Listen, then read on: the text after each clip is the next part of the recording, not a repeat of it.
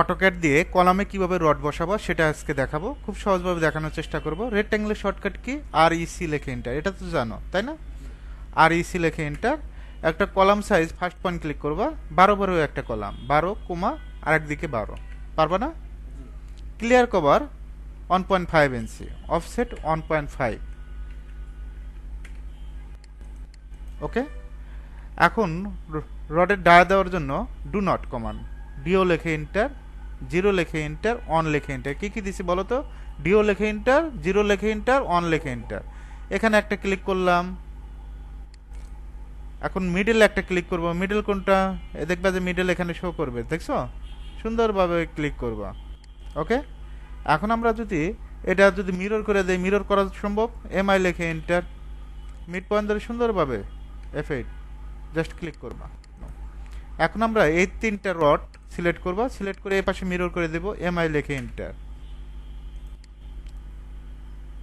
এখন অনেক সময় অ্যাঙ্গেল হবে, এরকম অ্যাঙ্গেল হবে, F8 দিবা, স্ট্রেট হয়ে যাবে, just click no.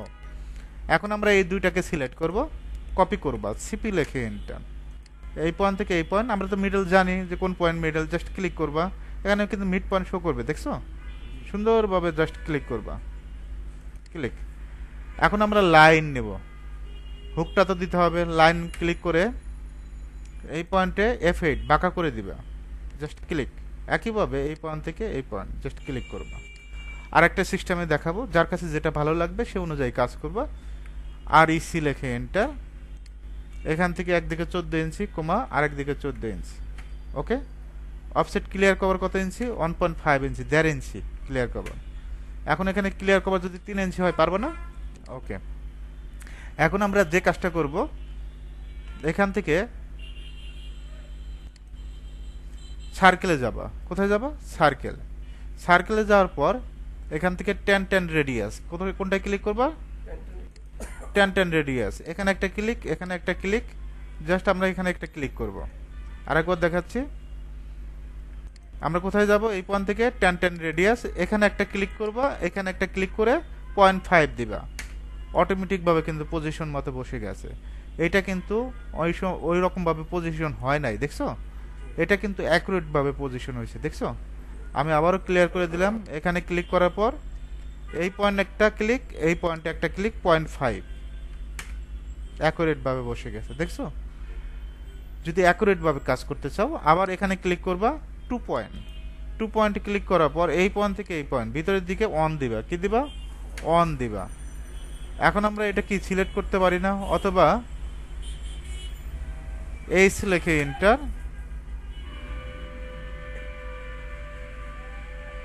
সোল্টে click, just click করবা, এদিকে ক্লিক, এদিকে ক্লিক। এখন আমরা কি এটা কি কপি করতে পারি? মিরর করে দিতে পারি, কপি করতে পারি। F8 just click no, copy, CP লিখে এন্টার,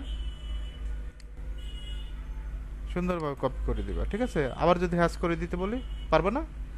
এইচ লিখে এন্টার, সোল্টে ক্লিক করবা, জাস্ট ক্লিক, ক্লিক। এখন আমরা এই হুকটাকে কপি করব, সিলেক্ট করে কপি, সিপি লিখে এন্টার। ওকে, এখন আমরা এটা ট্রিম করে দিতে পারি, TR লিখে ডাবল এন্টার। এই শেপটা এরকম আসবে, একইভাবে এই শেপটাও এরকম, একইভাবে এই শেপটা যদি রাউন্ড শেপ হয়, ঠিক আছে, জাস্ট ক্লিক করবা।